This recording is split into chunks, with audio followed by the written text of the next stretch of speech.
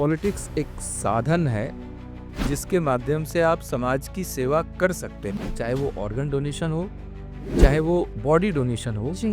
ये सरकारी medical college और सरकारी इंस्टीट्यूट में होने चाहिए। हम कुछ दोस्तों ने मिलकर एक दधीची देहदान समिति का गठन किया, जिसका काम समाज में ये जनजागरण करना कि मरणोपरांत आपकी देह और अंग मानवता के लिए काम आए। सर, गवर्नेंस और पॉलिसी मेकिंग में जब नीतियों को ग्राउंड रियलिटी से जोड़ने की बात आती है तो सबसे बड़ी चुनौती क्या होती है? कुछ भी पॉलिसी हो वो पब्लिक सेंट्रिक होनी चाहिए। ओवरऑल सोसाइटी का हित, जनता का हित। ऑफ कॉर्पोरेट अफेयर्स में आपका मूल फोकस क्या है? कॉर्पोरेट सिस्टम को ज़्यादा आसान बनाना, ट्रांसपेरेंसी बढ़ाना या दोनों के बीच संतुलन बनाना?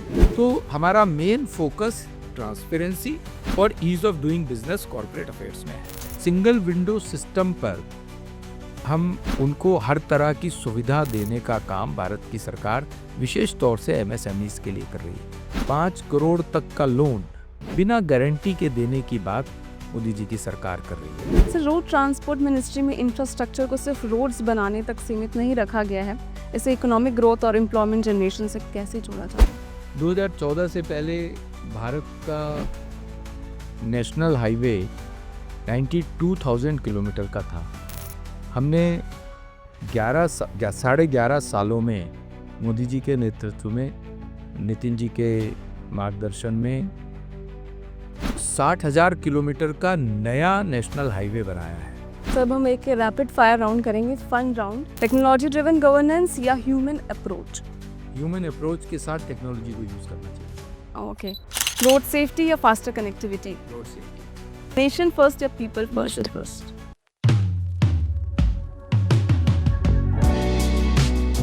प्रशासन में सबसे अहम बात होती है स्पष्ट सोच और जिम्मेदार फैसले। नमस्कार, मैं हूं आपकी होस्ट मोनिका शर्मा और आप सभी का स्वागत है द संगम टॉकीज के इस खास पॉडकास्ट में। आज मेरे साथ मौजूद है एक ऐसे नेता जिन्होंने राजनीतिक यात्रा में काम को सबसे ज्यादा अहम प्राथमिकता दी है और अपने काम को बहुत ही जिम्मेदारी से, महत्वपूर्ण तरीके से निभाया है। तो मिनिस्ट्री ऑफ कॉर्पोरेट अफेयर्स और रोड ट्रांसपोर्ट जैसे महत्वपूर्ण मंत्रालयों में अपनी जिम्मेदारी निभाते हुए उन्होंने ट्रांसपेरेंसी, एफिशिएंसी और अकाउंटेबिलिटी पर लगातार जोर दिया है। नीतियों पर ग्राउंड लेवल और तक पहुंचाने और सिस्टम को बेहतर बनाने में उनकी कोशिशें लगातार साफ दिखती है। आज मेरे साथ मौजूद है श्री हर्ष मल्होत्रा जी। सर, आपका बहुत बहुत स्वागत है संगम टॉकीज के इस खास पॉडकास्ट में। सर, सबसे पहले हम आपकी शुरुआती जीवन की बात करें तो बचपन, पढ़ाई और शुरुआती संघर्ष, तो किन उद्देश्यों ने आपके लीडरशिप रोल को सबसे ज़्यादा अहम भूमिका निभाई है? और आपको क्या लगता है कि क्या उन संघर्षों ने आपको आज जो इतने बड़े दायित्व आप निभा रहे हैं, क्या उन्हीं सब चीज़ों ने आपको आज ये शेप दिया है? मैं ऐसा मानता हूँ कि राइट फ्रॉम चाइल्डहुड, जब आप प्राइमरी में एजुकेशन ले रहे होते हैं, जी। तो आपके मन में, आपके दिमाग पे कुछ ना कुछ रोल मॉडल्स आ जाते हैं। तो जैसे प्राइमरी स्कूल से ही मैं स्काउट्स से जुड़ा, तो देशभक्ति की भावना थोड़ा समझ में आनी शुरू हुई, डिसिप्लिन समझ में आना शुरू हुई। जी। तो वो एक स्टार्ट है लाइफ का, प्राइमरी स्कूल पे 4th में, 5th में। और फिर उसके बाद जब आप मिडिल और सीनियर सेकेंडरी में जाते हैं, तो उसमें रोल टीचर्स का जी। और पेरेंट्स का रोल बहुत बड़ा हो जाता है। मेरे दोनों पेरेंट्स, मदर फादर दोनों टीचर थे, और क्योंकि एजुकेशन बैकग्राउंड से थे, तो घर का एटमॉस्फेयर भी अ, पढ़ाई लिखाई की तरफ ज़्यादा ध्यान देने वाला रहा। और उसके साथ साथ क्योंकि मैं गवर्नमेंट स्कूल में पढ़ा हूँ, मेरा जी। जो सीनियर स्कूल जो है वो अप टू सीनियर स्कूल में गवर्नमेंट स्कूल में हूँ। तो वहाँ पर भी जो एक्स्ट्रा करिकुलर एक्टिविटीज़, चाहे वो स्काउट्स था, एनसीसी था, स्पोर्ट्स था, एजुकेशन के साथ-साथ वो चीज़ें साथ-साथ चलीं, जिसकी वजह से धीरे-धीरे ये शेप अप होना शुरू हुआ कि जी। अपने अलावा सोसाइटी के लिए भी, समाज के लिए भी कुछ करना चाहिए। वो प्राइमरी लेवल से लेकर के स्कूल लेवल, सेकेंडरी लेवल पर वो चीज़ एक मन में बैठ जाती है, और एजुकेशन उसका एक बड़ा रास्ता है, अच्छा रास्ता है, ये चीज़ मुझे मेरे पेरेंट्स से मिली। सर आपने अभी बोला कि पब्लिक सर्विस करने का जो आपका जो मन था पहले से ही था, तो पॉलिटिक्स और पब्लिक सर्विस में आने का निर्णय आपने कब लिया? और क्या ये लॉन्ग टर्म विज़न आपका था, सोच का हिस्सा था या फिर जनता के बीच काम करते-करते ये भावना मज़बूत चली होती गई? और समाज के लिए कुछ करना चाहिए, समाज सेवा तो बाद में समझ में आई। समाज के लिए अपने अलावा समाज के लिए कुछ करना चाहिए ये बात, लेकिन पॉलिटिक्स में कुछ गोल नहीं था कि मुझे पॉलिटिक्स में जाना है। मैं तो क्योंकि फैमिली का बैकग्राउंड एजुकेशन बैकग्राउंड होने के कारण हुँ। पढ़ाई के ऊपर थ्रस्ट ज़्यादा रहता था। जी। अब मेरे पेरेंट्स चाहते थे कि मैं डॉक्टर बनूँ। मैंने 2 बार ट्राई किया, मेरा उसमें एंट्रेंस एग्ज़ाम में क्लियर नहीं हो पाया। उसके बाद भी मैं एजुकेशन की तरफ ही रहा। मेरा हंसराज कॉलेज से बॉटनी ऑनर्स है, दिल्ली यूनिवर्सिटी से। उसके बाद कॉम्पिटिटिव एग्ज़ाम्स देने का मन में था, इसलिए दिल्ली यूनिवर्सिटी में लॉ जॉइन किया, लॉ को कंप्लीट भी किया। लेकिन तब तक भी सिर्फ स्टूडेंट पॉलिटिक्स में मदद करते-करते काम किया। स्टूडेंट पॉलिटिक्स में फ़ोरफ्रंट पे काम नहीं किया। जी। पर क्योंकि बेसिक बैकग्राउंड आरएसएस की बचपन से थी और आरएसएस ने जो देशभक्ति की भावना हमारे को शाखा में जो समझ में आया एक बच्चे मन को, बाल मन को कि देश के लिए भी कुछ करना चाहिए। तो उस उस माध्यम से धीरे-धीरे ये चीज़ मन मस्तिष्क पर आ गई कि आपको अपनी एजुकेशन के साथ-साथ कुछ ऐसा ज़रूर करना चाहिए कि समाज के लिए कुछ कर सको। जी। तो उसके बाद मुझे अपना बिज़नेस मैंने शुरू किया प्रिंटिंग का। उस दौरान दिल्ली के अंदर हुँ। रिलोकेशन ऑफ इंडस्ट्री हो रहा था। जी। जब दिल्ली में मदन लाल खुराना जी की सरकार थी और मेरा अपना इंडस्ट्री भी नॉन कन्फर्मिंग एरिया में था। तो हमारी एक दिल्ली की प्रिंटर एसोसिएशन है हुँ। डीपीए के नाम से, वो बड़ी एसोसिएशन थी, तो मैं उनके साथ जुड़ा। वहाँ पर मुझे लगा कि ये मौका है कि हमें सोसाइटी एट लार्ज के लिए, प्रिंटर्स की कम्युनिटी के लिए, इंडस्ट्री की कम्युनिटी के लिए कुछ करना चाहिए। तो उस मूवमेंट में मैं एक्टिवली जुड़ा। बीइंग एडवोकेट हुँ। मैं बन चुका था, बट मैं प्रैक्टिस बहुत कम करता था या नहीं करता था। बट लीगल बैकग्राउंड होने के कारण उसमें लीगल रिकोर्स की तरफ गया, तो उसमें मेरी बहुत भूमिका रही। उसके अलावा थोड़ा एजुटेशनल भूमिका भी उन दिनों ज़रूरत पड़ी, तो वो भी रही। वो धीरे-धीरे इस पॉलिटिकल फ़ील्ड की तरफ लेके गई। उसमें से ही कुछ हमारे जो सोसाइटी के लीडर्स थे, इंडस्ट्री के लीडर्स थे, उनमें से ही किसी ने मुझे बीजेपी की तरफ ज़्यादा इंक्लाइन किया। हुँ। तो पॉलिटिक्स में जाना है ये सोचा कभी नहीं था। इंसिडेंटल हुआ कि फिर मैं बीजेपी में मुझे कुछ काम मिलता रहा, चुनाव में हम हुँ। काम करते थे। तो इस तरह धीरे-धीरे पॉलिटिक्स में आए, उसमें कुछ पोस्ट मिलनी शुरू हुई, तो फिर संगठन में काफ़ी लंबा काम किया। जी। सर आप जो है राजनीति और समाज सेवा दोनों चीज़ों में ही सक्रिय रहे हैं। लेकिन आप उन युवाओं को क्या संदेश देना चाहेंगे जो सिर्फ़ पॉलिटिक्स को सिर्फ़ पावर की तरह समझते हैं? पॉलिटिक्स कभी भी पावर की तरह समझेंगे तो आप ना गोल अचीव कर पाएँगे, ना अपने आप को कहीं आगे ले जा पाएँगे। जी।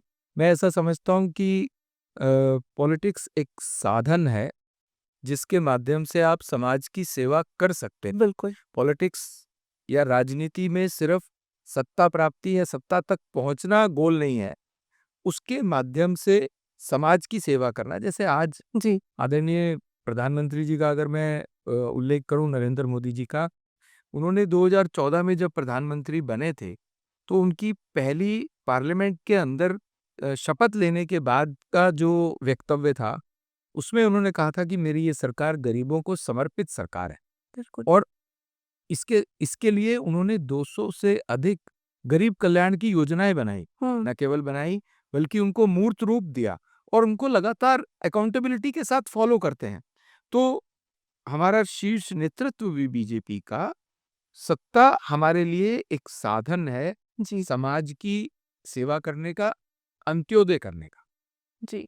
सर आपकी जर्नी में ऐसे कब पड़ाव आए, बहुत कठिन रास्ते आए और आपने कब से कैसे सँभाला खुद को और आपको प्रेरणा कहाँ से मिली?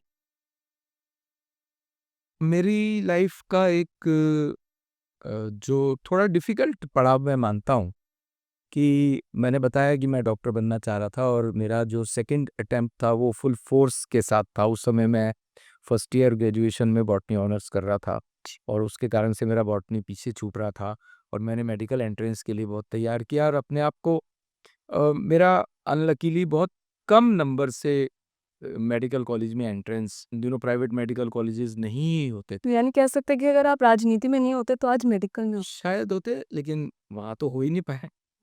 तो वो एक डिफ़िकल्ट फ़ेज़ था लाइफ़ का, क्योंकि मेडिकल एंट्रेंस हो नहीं पाया और बॉटनी में नंबर फर्स्ट ईयर में बहुत कम आए, तो थोड़ा हताशा-सी हुई कि ना इधर के रहे, ना उधर के रहे। पर टीचर्स ने और मदर-फ़ादर ने जी। बहुत सपोर्ट दिया, बताया, समझाया, this is not the end hmm. Of road. तो फिर दोबारा हिम्मत करके लगे, तो सेकंड ईयर और थर्ड ईयर मैंने बॉटनी में अच्छे मार्क्स लिए, फर्स्ट हुँ। के कम मार्क्स को क्लियर किया और वो धीरे-धीरे करियर शेप करने की तरफ आगे बढ़ा। उसके हुँ। बाद कोई ऐसा फ़ेज़ मुझे कभी लगा नहीं। मुश्किलें आने के बावजूद भी ये लगा कि there is always a scope for betterment और हिम्मत करके आगे चलना चाहिए, जी। ऐसा। सर तो फिर उनके आपके माता-पिता और परिवार ने आपको कितना उस टाइम सपोर्ट किया अभी आपने बताया ही और उनके जो वैल्यूज़ हैं आज भी आपके कौन-सी लीडरशिप चीज़ों में दिखते हैं? मैं अगर माता-पिता क्योंकि टीचर्स थे और टीचर्स अक्सर ऐसा होता है कि जी। अपनी जॉब के साथ-साथ ट्यूशन्स भी करते हैं। तो मैंने अपने माता-पिता को कभी ट्यूशन्स करते हुए नहीं देखा। हाँ, मेरे घर पे मेरे मदर-फादर के पास आस-पास के उनके स्कूल के बच्चे पढ़ने ऑफ एंड ऑन आते थे, कोई टॉपिक क्लियर करने, कुछ करने। उन्होंने कभी इसको सिर्फ़ पैसा कमाने का रास्ता नहीं बनाया। ये जो उन्होंने मुझे अपने कृतत्व से समझाया, तो मुझे समझ में आया कि वो जो बात मैं सोचता हूँ कि हमें अपनी सोसाइटी के लिए, अपने समाज के लिए कुछ करना चाहिए, उनकी इस बात ने ही मुझे इस बात के लिए कमिटेड किया कि सब कुछ अपने लिए या अपने प्रोफ़ेशन के लिए नहीं करना है, उसमें से कुछ हिस्सा सोसाइटी के लिए भी करना है। तो मैं मानता हूँ मेरे हुँ। मदर-फ़ादर का बहुत बड़ा रोल रहा और मेरे टीचर्स हुँ। जो 12th तक के टीचर्स हैं, उनका भी मेरे व्यक्तित्व को शेप करने में बहुत बड़ा रोल है। जी सर। सर आप एक स्वयं भी एक कार्यकर्ता रह चुके हैं और ज़मीनी स्तर पर इन सभी चीज़ों को समझते हैं। तो आपके अनुभव से आधार पर एक अच्छे कार्यकर्ता जो है कैसा होना चाहिए? और आज के कार्यकर्ता को किन मूल्यों को अपनाना चाहिए? मैं अभी भी कार्यकर्ता हूँ। जी। हमारा सीनियर मोस्ट लीडरशिप भी बीजेपी का कार्यकर्ता आज भी है और ये कार्यकर्ता भाव हमेशा रहना चाहिए। पार्टी की वैल्यूज़ हैं। BJP is a party with a difference जो कही जाती है। हम एक विचार को लेकर के एक दल में हैं और वो विचार राष्ट्रवाद का विचार है। वो विचार राजनीति में शुचिता का विचार है। वो विचार गांधीवादी सोच के अकॉर्डिंग समतामूलक समाज की रचना करने का विचार है। हुँ। ये हमारी पंच निष्ठाएँ हैं जो मैंने इसमें 3 निष्ठाएँ जो बताई। हमारा जी। लोकतंत्र हमारा विचार है। तो ये जो वैल्यूज़ हमारी पार्टी की हैं, इन वैल्यूज़ पर चल के राष्ट्र प्रथम को हमेशा ज़हन में रखते हुए जो काम करता है, वो कार्यकर्ता है और कार्यकर्ता को इन वैल्यूज़ को ध्यान में रखते हुए राजनीतिक क्षेत्र में और सामाजिक क्षेत्र में काम करना चाहिए, जो भारतीय जनता पार्टी के हमारे कार्यकर्ता। बिल्कुल। सर दधीचि देदान जैसे सामाजिक और मानवीय कार्यों से जुड़ना अपने आप में एक बहुत बड़ी प्रेरणा है। आपके जीवन में ऐसा कौन-सा अनुभव आया जिसने आपको इस कार्य से जुड़ने के लिए प्रेरित किया? समाज के लिए काम करना चाहिए, ये परिवार से, स्कूल से मिला मुझे। लेकिन मैंने बताया जब मैं राजनीति के कामों में जा रहा था, उन दिनों हमारे जी। 93-98 में हमारे रोहतास नगर विधानसभा से विधायक उस समय थे आलोक कुमार जी, जो उस समय विश्व हिंदू परिषद के अंतर्राष्ट्रीय अध्यक्ष हैं। उनके साथ क्योंकि पॉलिटिक्स में उनकी गाइडेंस में काम कर रहे थे और वो स्वयं बहुत अच्छे से समाज के लिए काम करते थे उस समय भी। बिल्कुल। उनकी प्रेरणा से उन्होंने अपने और हमारे 7-8-10 दोस्तों ने मिलके हमने पहले अपने लिए तय किया कि हम मरणोपरांत हुँ, for the sake of humanity body और ऑर्गन्स को डोनेट करेंगे। जी। इसके लिए हम लोग एक रजिस्ट्रार के पास जाकर के अपनी बिल हुँ, हमने करी थी।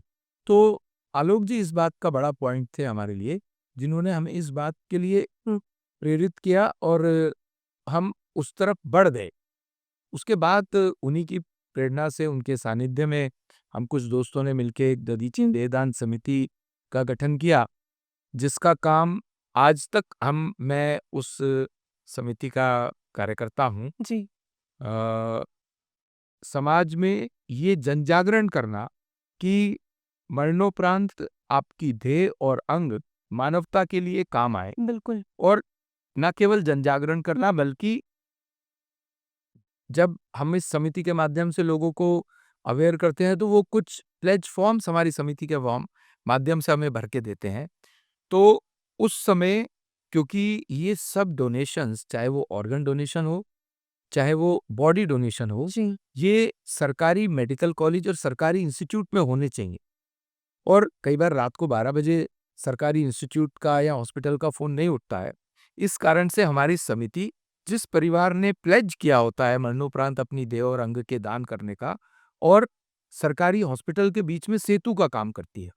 तो ये हमारी समिति का मुख्य काम है, awareness for organ donation and body donation, और उसके इम्प्लीमेंटेशन में उस समय उस परिवार की मदद करना और सरकार के उस इंस्टीट्यूट के साथ एक ब्रिज का काम करना। ये काम हम अभी लगातार कर रहे हैं। मैं आज भी उस समिति का कार्यकर्ता हूँ। मेरे लिए आज भी ये काम प्रायोरिटी में रहता है। ठीक है। अच्छा सर, जब आपको कभी असफलता या सेटबैक का जब सामना करना होता है, तो फिर ऐसे समय में आप अपने आप को खुद को खड़ा कैसे करते हैं? और इस समय में इनर स्ट्रेंथ और विश्वास का जो सोर्स है, कहाँ से आता है? मैं ऐसा मानता हूँ कि जब आप सिर्फ अपने लिए काम नहीं कर रहे होते हैं, जी, समाज के लिए भी काम कर रहे होते हैं, तो उसमें भगवान भी आपका पूरा साथ देता है। ऐसे बहुत डिफ़िकल्ट टाइम्स आते हैं, ऐसे टाइम्स आते हैं कि जो हम सोचते हैं वो नहीं हो रहा है। तो उस समय ये बात ध्यान में आती है कि प्रभु ने जो इस समय किया होगा, वो हमारे अच्छे के लिए किया होगा। एक इस बात से, इस वाक्य से, और दूसरा भगवान पे पूरा भरोसा करके कि वो हमें फिर वहाँ से ताकत आती है, जी। और वहाँ से री-एनर्जाइज़्ड होते हैं कि ये छोटा पड़ाव है, बड़े पड़ाव के लिए हमें छोटे 4 कदम पीछे जाने की ज़रूरत लग रही है। हुँ, तो इसलिए वो ताकत हमें, मुझे ऐसा लगता है कि परमपिता परमात्मा से आती है, भगवान से आती है। बिल्कुल सर, ऐसे में पेशेंस बनाए रखना काफ़ी मुश्किल होता है। हाँ, वो भी संयम तो राजनीति का पहला गुण होना चाहिए, और ये हमारे सीनियर लीडरशिप से हमने सीखा है, भगवान से ये ताकत मिलती है। बिल्कुल। सो लॉन्ग वर्किंग आवर्स और लगातार मीटिंग्स के बावजूद आप अपने हेल्थ और मेंटल बैलेंस को किस तरह से बैलेंस करते हैं और खुद को कैसे फिज़िकली और मेंटली फिट रखते हैं? मेरी कोशिश रहती है मैं हफ्ते में 3 दिन कुछ ना कुछ फिजिकल एक्टिविटी, मुझे स्पोर्ट्स बहुत पसंद है, मैं कुछ स्पोर्ट्स ज़रूर हफ्ते में 3 दिन खेलता हूँ। थोड़ा एक्सरसाइज सुबह उठने के बाद 20-25 मिनट की करता हूँ, और अपने लिए काम नहीं करता हूँ ज़्यादा, सोसाइटी के लिए, समाज के लिए, संगठन के लिए, कार्यकर्ताओं के लिए काम करता हूँ, तो एक वो ताकत मिलती है कि अभी ये काम बाकी है, तो उसमें लॉन्ग वर्किंग आवर्स करने में थकावट महसूस नहीं होती। सर, आपकी डेली रूटीन क्या है? जैसे कि आप कौन से फिटनेस ऐसे करते हैं? डेली रूटीन में सुबह थोड़ी देर पूजा पाठ, जी। और उससे पहले 20-25 मिनट का लाइट एक्सरसाइज योगा। उसके बाद मेरा क्योंकि जहाँ मैं रहता हूँ वो मैं वहाँ पैदा हुआ हूँ, हुँ, हुँ।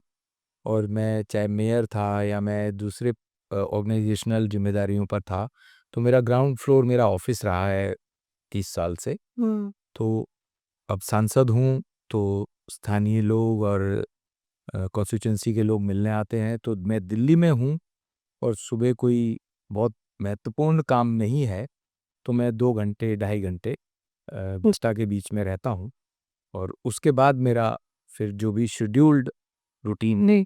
वो शुरू होता है करीब 12 बजे के बाद से। उसमें मंत्रालय आना, मंत्रालय के दोनों मंत्रालयों के कुछ फाइल्स को क्लियर करना, उनके कुछ आगे के क्या काम करने हैं उसके बारे में रिव्यू करना, या मंत्रालय के काम करना। और शाम को 6-7 बजे, इसके बीच में कई बार कुछ ऑर्गेनाइजेशनल काम भी, पार्टी की तरफ से भी कुछ काम आते हैं, उसको भी मैं शेड्यूल में टेकअप करता हूँ।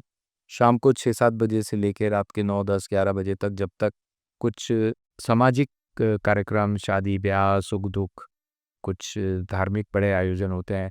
क्योंकि दिल्ली में रहता हूँ तो कॉन्स्टिट्यूएंसी के और दिल्ली भर के भी, क्योंकि दिल्ली बीजेपी का महामंत्री रहा मैं 4 वर्ष तक, तो दिल्ली भर के निमंत्रण आते हैं। तो मेरा प्रयास रहता है कि रात को 11-12 बजे तक जब तक भी कर सकता हूँ वो करता हूँ। बिल्कुल।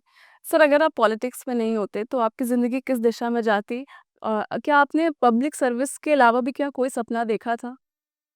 अगर मैं पॉलिटिक्स में नहीं होता तो भी, मैंने बताया मेरा मन डॉक्टर बनने का था, मेरे जी। पेरेंट्स का, मेरा मैं नहीं बन पाया।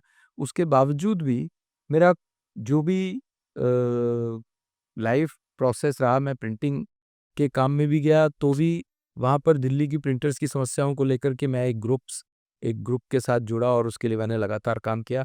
तो फिर मैं दधीची देहदान समिति में भी तभी जुड़ा, आज से 27 वर्ष पहले, तब हमने शुरू ही की। तो एक समाज का काम करने का मन में एक आदत सी बन गई थी। तो मैं कुछ भी कर रहा होता तो प्रोफ़ेशनल समाज या सेवा तो अपनी था ही। आजीविका के लिए, जी। तो उसमें कहीं न कहीं आप रोज़ समाज के लिए बहुत, बहुत कुछ करने के लिए है। तो मैं वो एक लाइफ़ का पार्ट बन चुका था, मेरे पॉलिटिक्स में आने से पहले बन चुका था। हुँ। सर, गवर्नेंस और पॉलिसी मेकिंग में जब नीतियों को ग्राउंड रियलिटी से जोड़ने की बात आती है, तो सबसे बड़ी चुनौती क्या होती है? कागज़ पर बनी पॉलिसी और ज़मीनी हकीकत के बीच गैप को कम करने के लिए किस अप्रोच को सबसे इफ़ेक्टिव मानते हैं आप? मैं ऐसा मानता हूँ कि कुछ भी पॉलिसी हो, वो पब्लिक सेंट्रिक होनी चाहिए। जी। ओवरऑल सोसाइटी का हित, जनता का हित, उसमें जब ये बात प्रायोरिटी पर होती है, तो उसमें बहुत हिंड्रेंसेस आती हैं। कई बार हमारे जो ब्यूरोक्रेट्स साथी हैं, उनका सोच अलग होती है। हमारी जो जनप्रतिनिधि हैं या जो समाज के साथ जुड़े हुए लोग हैं, उनकी सोच अलग हो जाती है। तो उसके बीच में हुँ। तालमेल बनाना बहुत महत्वपूर्ण है, ताकि जो पॉलिसी बनती है उसका ज़मीनी हकीकत पर इम्प्लीमेंटेशन हो जाए, ये बहुत महत्वपूर्ण होता है। तो ये चैलेंज ज़रूर है, लेकिन मुश्किल ज़रूर है, असंभव नहीं है। उसको तालमेल बना कर के करना चाहिए और हम करते भी हैं। बिल्कुल। सर, डेमोक्रेसी में पब्लिक क्रिटिसिज़्म और ऑपोज़िशन एक स्वाभाविक हिस्सा होता है। डिसीज़न मेकिंग के दौरान आप ऑब्जेक्टिविटी कैसे बनाए रखते हैं और कंस्ट्रक्टिव फीडबैक को किस तरीके से समझते हैं? लोकतंत्र में अपोज़िशन बहुत महत्वपूर्ण अंग है और क्रिटिसिज़्म भी होता है। कई बार वो हेल्दी क्रिटिसिज़्म होता है, तो उससे हम सीख भी लेते हैं। पर कई बार सिर्फ़ पॉलिटिक्स के लिए होता है, तो फिर सिर्फ़ ये ध्यान देना पड़ता है कि जो हम सोच रहे हैं, चाहे वो संगठन के तौर पर, चाहे वो सरकार के तौर पर, जी। वो पब्लिक के हित में है या हुँ। नहीं। अगर वो एट लार्ज पब्लिक के हित में है, तो निर्णय फिर उसकी तरफ जाता है और उसके अकॉर्डिंग ही हमारे एक्शंस होते हैं। Sir, ministry of corporate affairs में आपका मूल फ़ोकस क्या है? कॉर्पोरेट सिस्टम को ज़्यादा आसान बनाना, ट्रांसपेरेंसी बढ़ाना या दोनों के बीच संतुलन बनाना? आप दोनों इसे चीज़ें ग्राउंड लेवल महत्वपूर्ण हैं, पर कैसे इंश्योर करते हैं? दोनों ही चीज़ें महत्वपूर्ण हैं। ट्रांसपेरेंसी होनी ही चाहिए, उससे करप्शन नहीं होता है। और कॉर्पोरेट अफेयर्स का मेन काम, जो देश में कंपनीज़ हैं, छोटी से लेकर के बड़ी कंपनीज़, उनको ईज़ ऑफ डूइंग बिज़नेस देना। उनको उनके काम को आगे बढ़ाने के लिए, ताकि वो बढ़ा सकें, उनको ज़्यादा से ज़्यादा ये सहूलतें देना कि वो कंप्लायंसेस में नहीं फँसें और ठीक से उनकी कंपनीज़ की फंक्शनिंग होती रहे। अगर मैं उसमें 1-2 उदाहरण भी दे सकता हूँ कि आज कोई कंपनी हमें इनकॉर्पोरेट करनी है, तो एक समय था जब 90 दिन लग जाया करते थे। हमने अपने मंत्रालय को सबसे पहले 2017 में, जब मैं अभी मंत्री नहीं था, 2017 में ही हमने डिजिटाइज़ किया, ऑनलाइन किया, एक पोर्टल बेस किया। जी। आज किसी को कोई कंपनी अपनी इनकॉर्पोरेट करनी है तो नेसेसरी डॉक्यूमेंट्स सबमिट पोर्टल पर सबमिट करने के बाद उसमें हम सिर्फ 24 टू 48 आवर्स में उस कंपनी को अस्तित्व में ले आते हैं, इनकॉर्पोरेट करते हैं। न केवल ये ईज ऑफ डूइंग बिजनेस करते हुए जो 11 नेसेसरी रजिस्ट्रेशंस हैं किसी कंपनी को चलाने के लिए, जी। चाहे वो टिन नंबर हो, चाहे वो पैन कार्ड हो, चाहे वो बैंक अकाउंट हो, या नेसेसरी किसी ऑफिस या फैक्ट्री को चलाने के लिए उसका रजिस्ट्रेशन हो, वो भी हम at the time of incorporation देते हैं with in 48 hours, so that कि दूसरे दिन या तीसरे दिन से वो कंपनी अपनी फंक्शनिंग कर सके। जी। सिमिलरली अगर कोई सिक कंपनी है और वो वॉलंटरीली उसको स्ट्राइक ऑफ करना चाहते हैं तो उसका भी हमने फेसलेस सिस्टम, ऑनलाइन सिस्टम बनाया है, जिसके कारण से 70-80 दिनों में कंपनी वॉलंटरीली स्ट्राइक ऑफ भी की जा सकती है। तो हमारा मेन फोकस ट्रांसपेरेंसी और ease of doing business corporate affairs में है। ठीक है। सर, कॉर्पोरेट सेक्टर में कॉम्प्लायंस को लेकर अक्सर डर का माहौल रहता है, तो फिर आपकी पॉलिसी ये कैसे सुनिश्चित करती है कि ईमानदारी भी बनी रहे और डर का माहौल भी ना रहे? डर का माहौल अब नहीं है। डर किस बात का डर है? हमने तो अपनी बहुत सी कंप्लायंसेस फेसलेस की हैं। आप जो सिर्फ सबमिट करने वाले डॉक्यूमेंट्स हैं, आप सबमिट करिए, हम उन डॉक्यूमेंट्स की स्क्रूटनी भी नहीं करते हैं। सेल्फ अटेस्टेशन टाइप आप सबमिशन कर दीजिए, हम मान लेते हैं। जी। हमने तो इसके लिए और कंपनीज एक्ट के 60 से ज़्यादा सेक्शंस को डिक्रिमिनलाइज किया। जो सिर्फ कंप्लायंस का फॉल्ट होता है, उनको हमने डिक्रिमिनलाइज किया है। तो हमारी मिनिस्ट्री लगातार इस बात की चिंता करती है कि कंपनीज को एट ईज किया जाए, ओके। ज़्यादा से ज़्यादा उनको ईज ऑफ डूइंग बिजनेस के माध्यम से उनकी मदद की जाए। ओके। सर, एमएसएमईज और स्टार्टअप्स की नियमों की जो जटिलता एक बहुत बड़ी चिंता होती है। सरकार ने ऐसे कौन से प्रैक्टिकल स्टेप्स लिए हैं जिससे छोटे बिजनेसेस को राहत मिल सकती है? अब आज हमें कोई कंपनी मैंने बताया खोलनी है तो उसके लिए ऑनलाइन पोर्टल्स हैं, लेकिन एमएसएमईज हैं जो इसके अलावा बहुत से ऐसे इंस्टीट्यूट्स हैं, सिंगल विंडो सिस्टम पर हम उनको हर तरह की सुविधा देने का काम भारत की सरकार विशेष तौर से एमएसएमईज के लिए कर रही है। 5 करोड़ तक का लोन बिना गारंटी के देने की बात मोदी जी की सरकार कर रही है और दे भी रही है। एमएसएमईज को और बहुत सी सुविधाएं दी जा रही है। उनको जो डिफाइंड इंडस्ट्रियल एरियाज में है, जी। उन एरियाज में अगर वो अपना बिजनेस या फैक्ट्री खोलना चाहते हैं तो बहुत सी फैक्ट्री एरियाज में हमने टैक्स हॉलिडे भी दिया है। तो इस तरह की पॉलिसीज भी लगातार आती रहती हैं और minimum compliance, minimum government, maximum governance के सिद्धांत पर हम छोटे उद्योगों को, एमएसएमई को, कुटीर उद्योगों को लगातार हाँ। मदद करते हैं और बहुत से कंप्लायंसेस फेसलेस करने का भी काम लगातार किया है। ओके। सो कॉर्पोरेट इकोसिस्टम में ट्रस्ट बिल्ड करना आज इतना ज़रूरी क्यों हो गया है, और गवर्नमेंट और मिनिस्ट्री इसमें स्टेक होल्डर्स के साथ मिलकर क्या भूमिका निभा रही है? ट्रस्ट बेस और जो भूमिका हमारे कंपनीज की भूमिका रहती है, उसमें हमारी तरफ से जो बाइंडिंग है वो जी। बहुत कम है।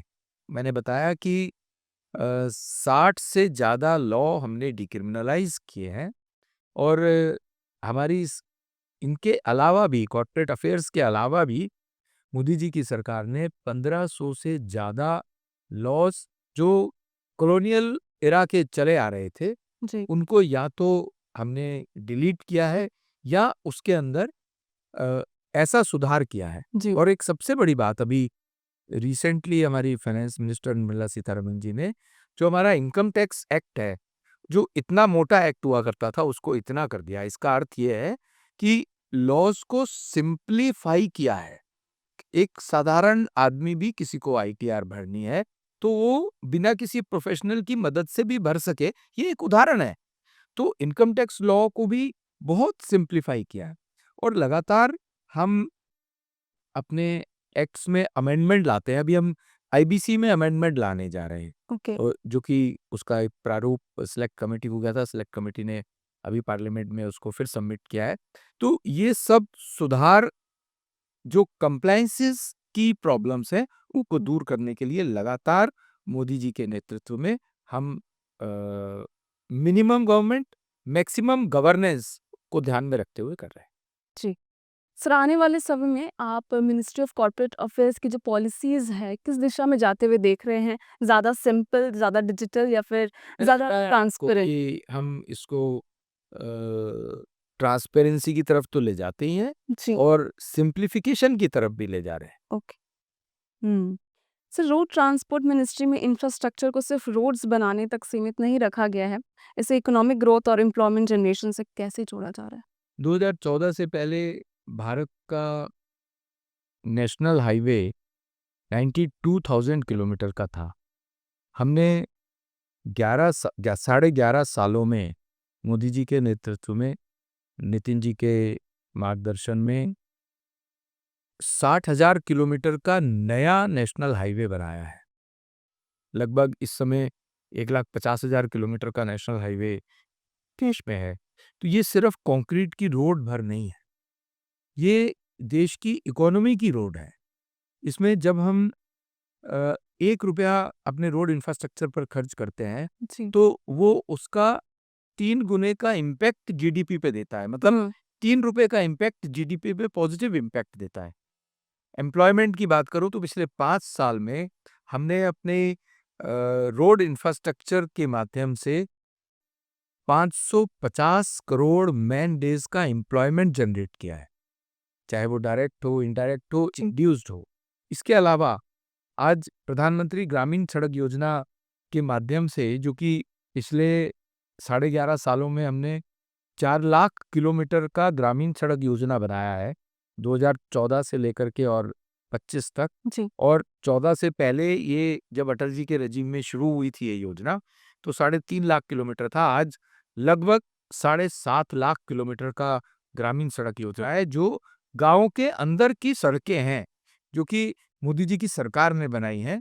और उसके कारण से जो गाँव का हुँ, प्रोड्यूस है, जो पेरिशेबल आइटम है, मिल्क प्रोडक्ट्स हैं, फल है, सब्जी है, हुँ, अनाज है, ये सब मैक्सिमम टू मैक्सिमम 4-5 घंटे में ग्रामीण सड़क योजना के कारण और नेशनल हाईवेज़ के इंफ्रास्ट्रक्चर के कारण जी। 4-5 घंटे में अपनी मार्केट या मेजर सिटीज़ तक पहुँचती है, जिसके कारण से उनके प्रोडक्ट्स खराब नहीं होते और समय से वहाँ पहुँचते हैं। उससे किसान भी समृद्ध हो रहा है, हमारा ग्रामीणवासी भी समृद्ध हो रहा है और देश की इकोनॉमी में भी पार्टिसिपेट कर रहा है। शायद इसी कारण से आज भारत की इकोनॉमी विश्व की चौथी बड़ी इकोनॉमी बन के तैयार हुई है। बिल्कुल। सर, हाईवे एक्सपेंशन और लॉजिस्टिक एफिशिएंसी में बिज़नेसेस और आम नागरिकों को ग्राउंड लेवल पर क्या बेनिफिट्स मिल रहे हैं? कैसे इंडिया की ग्लोबल कॉम्पिटिटिवनेस भी बढ़ रही है? जो हमारे हाईवेज़ हैं, बहुत से हाईवेज़ ये इकोनॉमिक कॉरिडोर में कन्वर्ट हो रहे हैं। इन हाईवेज़ के दोनों तरफ बड़े-बड़े इंडस्ट्रियल एरियाज़ आए हैं और एक मान लीजिए दिल्ली से मुंबई जाना है, तो आज हम दिल्ली-मुंबई जो हाईवे अभी हमारा बन रहा है 1250 किलोमीटर का, अगर पुराने रास्ते से हम दिल्ली से मुंबई जाएँगे तो 33 आवर्स का रास्ता है बाय रोड। आज वो जो नया दिल्ली-मुंबई एक्सप्रेसवे बन रहा है, वो हम 12-13 घंटे में जाएँगे तो 10 घंटे की बचत, हुँ, 20 घंटे की बचत। और इसमें कितने पैसे की बचत होती है, कितने टाइम की बचत होती है, जी। जिसके कारण से इकोनॉमी में भी इज़ाफ़ा हो रहा है। और इन हुँ, हाईवेज़, क्योंकि ये हाई स्पीड कॉरिडोर्स हैं, हाईवेज़ हैं, इनके दोनों तरफ बड़े-बड़े कमर्शियल मार्केट्स, मंडियाँ और इसके साथ-साथ बड़े-बड़े इंडस्ट्रियल एरियाज़ आ रहे हैं, जिससे कि एक राज्य से दूसरे राज्य में या एक मेजर सिटी से दूसरे मेजर हुँ, सिटीज़ में जाना आसान हुआ है, हैसल फ्री हुआ है, जिसके कारण से इकोनॉमी में इज़ाफ़ा होता है। बिल्कुल। सर, अब आम नागरिकों की हम बात करते हैं, रोड सेफ्टी जो कि एक नेशनल इश्यू बन चुका है। पॉलिसी, एनफोर्समेंट और पब्लिक अवेयरनेस, इन तीनों के बीच संतुलन कैसे बनाया जा रहा है? रोड सेफ्टी एक हमारा बहुत बड़ा कंसर्न है। आज जब हम अ, लगभग 28 किलोमीटर पर डे के हिसाब से हाईवे बना रहे हैं, जो कि 2014 से पहले 12 किलोमीटर पर डे के हिसाब से बनता था। जब अब इतनी स्पीड से हाईवे बना रहे हैं और बहुत 6 लेन 8 लेन्स हाईवे बना रहे हैं, तो रोड सेफ्टी एक बड़ा कंसर्न हो जाता है। उसके अलग-अलग आयाम हैं, उसमें कुछ रोड इंफ्रास्ट्रक्चर में डिज़ाइनिंग फॉल्ट होने के कारण भी रोड सेफ्टी को खतरा है। इसके अलावा मेजॉरिटीली ये कंप्लायंस ऑफ द लॉज़ की बात भी है जी। और समटाइम्स कुछ डार्क स्पॉट्स हमारे इंफ्रास्ट्रक्चर के कारण बनते हैं। हमने अभी पीछे सर्वे करने के बाद 14,000 डार्क स्पॉट्स को आइडेंटिफाई करके उनको रेक्टिफाई किया है। तो रोड सेफ्टी हमारा बड़ा कंसर्न है। इसमें हम एक बड़ी योजना हमने अभी लागू की है, जो कि कैशलेस ट्रीटमेंट की है। ओके। हमारे हाईवे पर कोई एक्सीडेंट होता है, कोई अ, हाईवे पर एक्सीडेंट के कारण से चोट ज़्यादा लगती है, तो उसको 7 दिन तक किसी अच्छे हॉस्पिटल में इलाज या 1.5 लाख रुपए इसमें से जो भी जी। कम होगा, 1.5 लाख रुपए तक का इलाज हमने फ्री दिया है। और इसके साथ-साथ हमारे जो टोल्स हैं, उन टोल्स पर हमने एक हाई लेवल की जी। एम्बुलेंस की व्यवस्था भी की है और ये हमारे टोल्स जो हैं वो लगभग एवरेजली 80-90 किलोमीटर के बाद दूसरा टोल आ जाता है। तो हर टोल पर एम्बुलेंस की व्यवस्था करने के कारण एक्सीडेंट होने पर 1033 हमारी एक हेल्पलाइन है थ्रू आउट द कंट्री। तो एम्बुलेंस जल्दी से जल्दी वहाँ पहुँचे और जिसका एक्सीडेंट हुआ है उसको आसपास के हॉस्पिटल में पहुँचाया जाए और उसके ऊपर खर्चा भी सरकार कर रही है। ये हम रोड सेफ्टी पर इसके अलावा भी अवेयरनेस के लिए भी कैंप चलाते हैं, अवेयरनेस के लिए विज्ञापन भी करते हैं जी। और लोगों से ये अपील करते हैं कि खासकर युवाओं से कि जो ट्रैफिक के नियम हैं, उनका पालन ज़रूर करें, हेलमेट ज़रूर पहनें, ड्रिंक करके ड्राइव नहीं करें। इन सब चीज़ों के लिए भी अवेयरनेस हम लगातार करते हैं। ओके।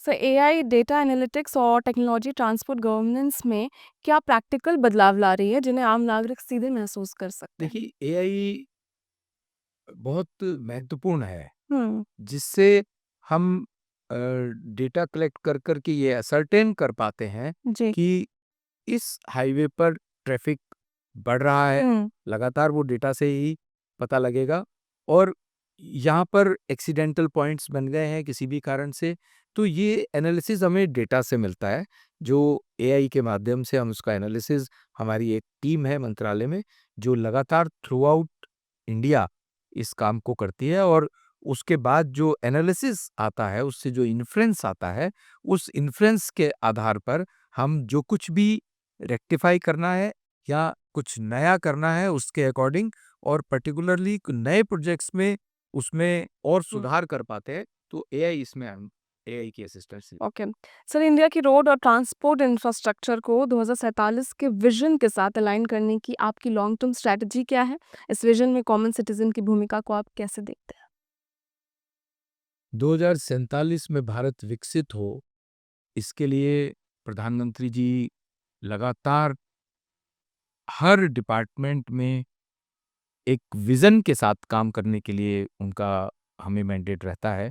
जी। इसी तरह चाहे वो कॉर्पोरेट अफ़ेयर्स हो या हमारा रोड इंफ्रास्ट्रक्चर, हमारा नेशनल हाईवे का मंत्रालय हो, उस पर हम एक विज़न के साथ काम कर रहे हैं कि आज इस बात की आवश्यकता है कि 2047 में हम विकसित भारत हों एक बात, पर 2070 में नेट ज़ीरो एमिशन पर भी हों। कार्बन का उत्सर्जन, कार्बन एमिशन ज़ीरो हो, उसके लिए भी हमारा मंत्रालय लगातार काम कर रहा है। जैसे हमने पेट्रोल में 20% इथेनॉल मिक्सचर के लिए लगातार काम कर रहे हैं। उसी तरह के इंजन बन रहे हैं और इथेनॉल और पेट्रोल में कार्बन का जो एमिशन है, वो बहुत कम हो जाता है। Ethanol is single carbon and hmm. Petrol, diesel is carbon 8 तो उसमें 8 कार्बन एलिमेंट्स उत्सर्जित होते हैं, उसमें एक होता है तो 20% उससे हम पॉल्यूशन कम करने में प्रयास कर रहे हैं। हाइड्रोजन फ्यूल की तरह हम यूज़ करें, हम इलेक्ट्रिक व्हीकल्स को यूज़ करें। हमारी पॉलिसीज़ इन सब चीज़ों को लेकर के ही आगे की बन रही है, जिसमें इलेक्ट्रिक व्हीकल एक बड़ा इनिशिएटिव है, जो हम लगातार ले रहे हैं, जहाँ हमें पेट्रोल पंप्स चाहिए हाईवेज़ पर, वहाँ बैटरी के चार्जर्स भी चाहिए। इस दिशा में भी हमारा मंत्रालय लगातार काम कर बिल्कुल। सर, अंत में आप देश के युवाओं को क्या संदेश देना चाहेंगे और आने वाले साल 2026 पर आप क्या बोलेंगे? मैं एक तो ये संदेश देना चाहूँगा कि इस समय की जो प्रधानमंत्री मोदी जी के नेतृत्व में देश में जो सरकार चल रही है, जी। वो 360 डिग्री काम कर रही है और वो काम सिर्फ देश और देशवासियों के लिए कर रही है, गरीब कल्याण के लिए कर रही है। जैसा कि प्रधानमंत्री जी ने भी इस बार लाल किले के प्राचीर से देश के युवाओं को आह्वान किया था कि जो नॉन पॉलिटिकल परिवार से संबंधित रखते हैं, ऐसे पढ़े लिखा युवा भी राजनीति में आए और राजनीति के माध्यम से अपनी युवा सोच के साथ, नई सोच के साथ देश की सेवा करें। बिल्कुल। सर, अब हम एक रैपिड फायर राउंड करेंगे, फन राउंड, जिसमें कि मैं आपको 2 ऑप्शन दूँगी और आपको उसमें से एक चूज़ करने हैं। तो ग्राउंड वर्क या पॉलिसी प्लानिंग? ग्राउंड वर्क के अकॉर्डिंग ही पॉलिसी प्लानिंग होती है। इंटरेस्टिंग। स्ट्रिक्ट रूल्स या simple system? Simple system strict rules के साथ ही आ सकता है। ओके। क्विक डिसीजंस या फिर डिटेल डिसीजन? द डिटेल के बाद डिसीजन होना चाहिए, detail decision. Okay. Field visit या ऑफिस रिव्यू? फील्ड विजिट के बाद ऑफिस का रिव्यू होना चाहिए।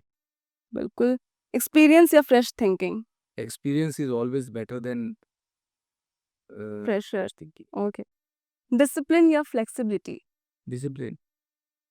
लिसनिंग फर्स्ट या leading from front? Listening is very important, but leading from the front after listening is more important. Okay. Short term results या long term impact? Long term impact. Okay. Technology driven governance या human approach? Human approach के साथ technology को use करना चाहिए। Okay. Road safety या faster connectivity? Road safety. Compliance awareness या strict enforcement? Strict enforcement. Youth energy या senior wisdom? Both are required equally. Okay. Pressure में काम या plan pace? Plan base. Okay. Team decision या final call? Team decision. Nation first या people first? Nation first. Okay. Thank you so much sir. आज की बातचीत से ये तो स्पष्ट है कि सामाजिक जीवन सिर्फ एक पद नहीं बल्कि सेवा और जिम्मेदारी भी होती है। सर, आपके अनुभव और आपके स्पष्ट सोच और समाज के प्रति आपका जो समर्पण है, इससे कार्यकर्ता और युवाओं को एक बहुत ही बड़ा संदेश मिलेगा। और इतनी सहजता और स्पष्टता से आपने हर एक प्रश्न का उत्तर दिया, काबिल तारीफ है। हमारे समाज को भी ऐसे ही नेता की ज़रूरत है जो कि बहुत ही ग्राउंडेड हो, कमिटेड हो और स्ट्रॉन्ग लीडरशिप रखते हो। तो आज अपना इतनी कीमती वक़्त देने के लिए सर बहुत-बहुत शुक्रिया आपका, धन्यवाद।